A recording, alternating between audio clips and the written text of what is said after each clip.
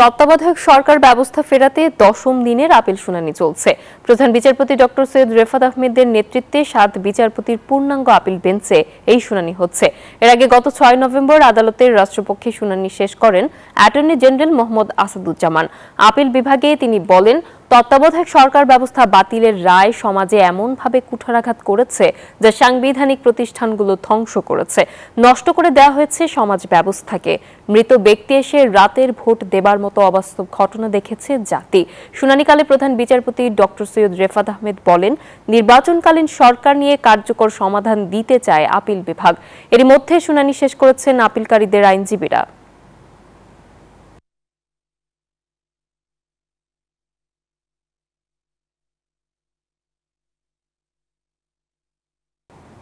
এ বিষয়ে বিস্তারিত জানাতে হাইকোর্ট থেকে আমাদের সঙ্গে যুক্ত হচ্ছেন সহকর্মী মাহমুদুল হাসান। মাহমুদ, আপিল শুনানির সবশেষ কি তথ্য আছে আপনার কাছে জানাবেন আমাদের।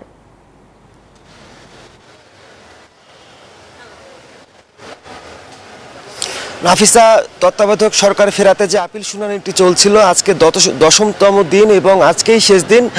সকালে প্রধান বিচারপতি সৈয়দ রেফাত আহমেদের নেতৃত্বাধীন 7 সদস্যের পূর্ণাঙ্গ বেঞ্চে এই শুনানি শুরু হয় এবং এই মুহূর্তে শুনানি করছেন সুজন সম্পাদক বদিউল আলম মজুমদারের পক্ষে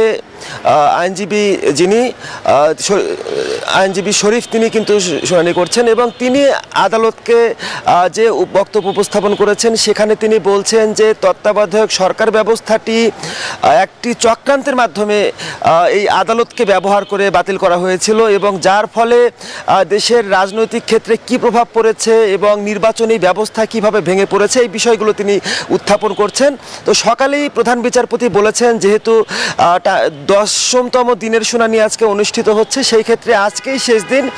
আজকে রাষ্ট্রপক্ষ এবং কারো যদি অসমাপ্ত বক্তব্য থাকে তারা আজকে আপিল বিভাগে বক্তব্য উপস্থাপন করবেন এবং এরপরেই কিন্তু মামলাটি রায়ের পর্যায়ে যাবে। অর্থাৎ এই তত্ত্বাবধায়ক সরকার ব্যবস্থা যেটি বিগত আওয়ামী লীগ সরকারের আমলে বাতিল করা হয়েছিল, সেই ব্যবস্থা ফিরবে কি ফিরবে না সেই বিষয়টি নিয়ে আপিল বিভাগ রায় ঘোষণা করবে। আজকে একটু অন্য একটি বিষয় বলতে চাই, সেটি হচ্ছে যে আপনি জানেন যে আগামী বৃহস্পতিবার অর্থাৎ 2 দিন পরে শেখ হাসিনা সহ 3 আসামির বিরুদ্ধে মানবতা বিরোধী অপরাধের মামলার রায় ঘোষণা করা হবে।